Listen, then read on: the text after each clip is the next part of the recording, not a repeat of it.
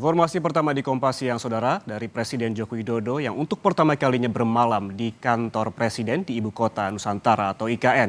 Jokowi pun menceritakan pengalaman bermalam di IKN sejak Minggu malam.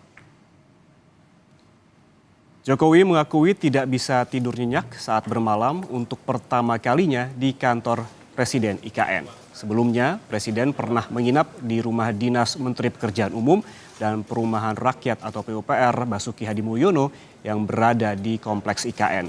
Jokowi menyampaikan meski kantor Presiden di IKN bisa ditempati, tapi proses pembangunan masih berjalan. Ribuan pekerja masih melakukan pembangunan di lokasi itu.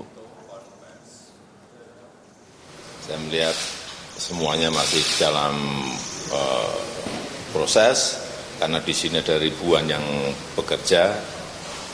Saya nggak mau banyak mengganggu mereka, biar progresnya nggak terhambat karena kedatangan saya. Yang kedua, tadi malam saya tidur di sini.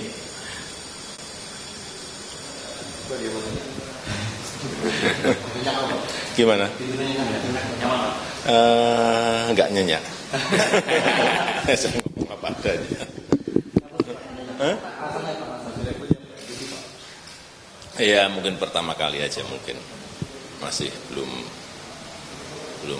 masih belum nyenyak.